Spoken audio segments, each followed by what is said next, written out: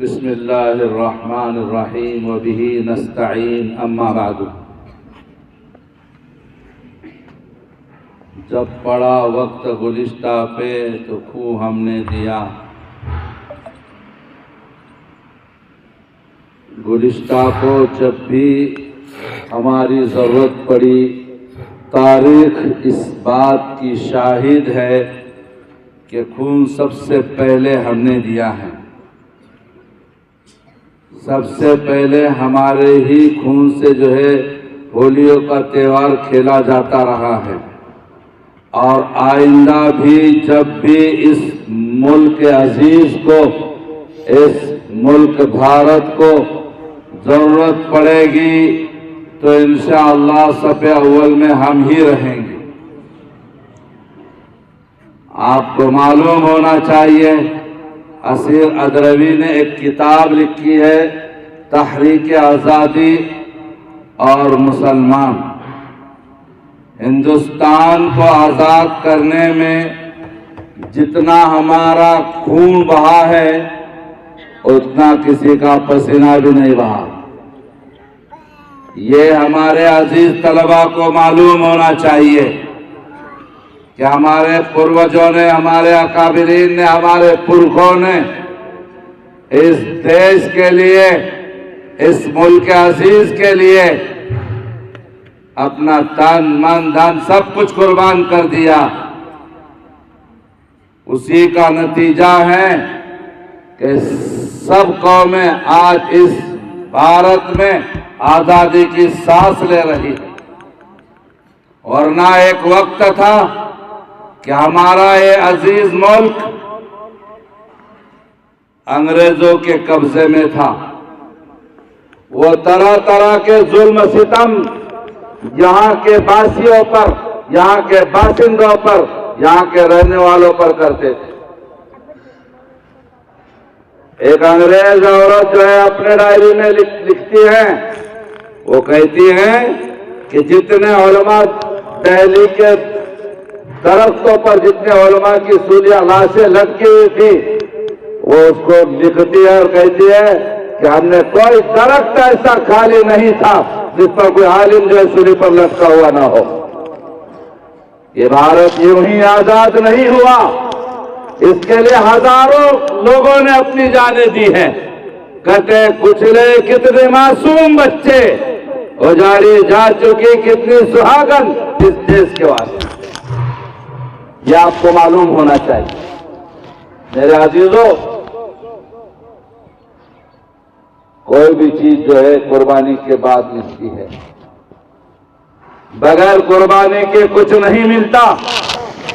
ہمارے بڑوں نے اگر قربانیاں نہیں دی ہوتی، علماء نے اپنے آپ کو سولی کے پھانسی کے پھندے پر نہ لٹکایا ہوتا تو یہ بھارت آج بھی غلامی کی زنجیروں میں پڑا ہوا ہوتا۔ لیکن قربان جائیے ان اکابرین کی قربانیوں پر، خراج عقیدت پیش کیجئے انہیں کہ جنہوں نے اپنے جان کو قربان کر کے اس دیش کو آزاد کیا، جس کے آج ہم جس میں آزادی کے ساتھ سانس لے رہے ہیں۔ لیکن بڑے افسوس کے ساتھ یہ کہنا پڑ رہا ہے کہ جس دیش کے لیے معصوم بچے قتل کیے گئے، جس دیش کے لیے ماؤں کی سہاگوں کو اجاڑا گیا، جوانوں کو شہید کیا گیا، علماء کو پھانسی کے پھندے پر لٹکایا گیا، اسی دیش میں آج جب پڑا وقت گلشتہ پہ تو خون ہم نے دیا۔ آگے کا مصرع معلوم ہے نا کیا ہے؟ کیا مصرع آگے کا؟ ارے جب خزاں آئی ہے، جب دیش میں حالات سازگار ہوئے ہیں تو کہتے اب تمہارا کام نہیں۔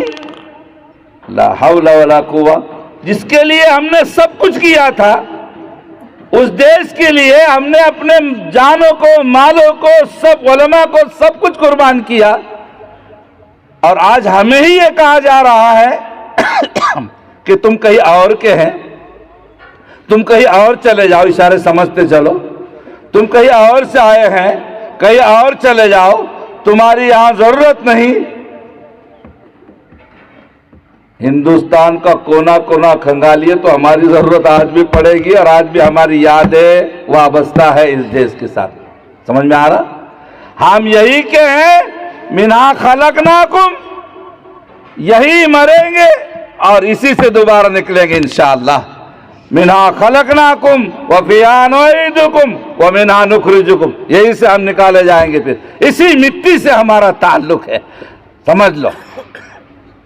اس لیے میرے عزیزوں، میرے دوستوں، میرے نوجوان بچوں، ساتھیوں، ہمیشہ ذہن میں رکھی ہے کہ ہم علماء کی قربانی سے یہ دیش آزاد ہوا ہے، اور کل جب بھی اس دیش کو کسی ہمارے لہو کی ضرورت پڑے گی، ہمارے مال کی ضرورت پڑے گی، ہمارے جان کی ضرورت پڑے گی، تو ہمارے علماء، ہمارے مسلمان، ہمارا اس دیش کا مسلم صف اول میں کھڑا ہوگا انشاءاللہ. ارے ہوگی کہ نہیں بھائی؟ کیا گھروں میں جا کے بیٹھ جاؤ گے؟ کہہ دو گے اذا انت وربک فقاتلا انا ہؤلاء قاعدون، ایسا تو نہیں کہو گے نا؟ نہیں کہیں گے انشاءاللہ. امید ہے ہم ہمارے پرکھوں کی اور ہمارے بزرگوں کی تاریخ کو دہرائیں گے، وقت آئے گا تو انشاءاللہ. بہرحال مجھے تقریر نہیں کرنی تھی، لیکن چند باتیں ضروری سمجھی گئی جو آپ کے گوش گزار کر دی گئی. اب چند ہدایات ہیں. چونکہ آج ہمارے پاس پہلی مرتبہ ضلع احمد نگر میں حجاج کرام کا تربیتی کیمپ علماء اور مفتیان کرام کے نگرانی میں منعقد ہو رہا ہے، جس کے میزبانی کا شرف آپ کو، آپ کے اساتذہ کو، آپ کے ادارے کو ملا ہے. اس کو غنیمت جانیں. آج ہمارے پاس باہر سے بہت سارے مہمان رہیں گے. عالمیت کی طلبہ خدمت میں رہیں گے دونوں وقت، ناشتے میں بھی اور کھانا کھلانے میں بھی. ادارے کا احاطہ چھوڑ کے طلبہ باہر نہ جائے. نمازوں کے اوقات میں حاضری ہوگی، غیر حاضری پر گرفت کی جائے گی. ان باتوں کا خیال رکھیں. اللہ تعالی ہم سب کو کئی سنی باتوں کو سمجھنے کی اور صحیح رخ پر اس کو لے جانے کی توفیق عطا فرمائے. سبحان اللہ و بحمدہ، سبحانک اللہم و بحمدک، نشہد ان لا الہ الا انت، نستغفرک و نتوب الیک. سبحان ربک رب العزت عما یصفون وسلام علی المرسلین والحمد للہ رب العالمین.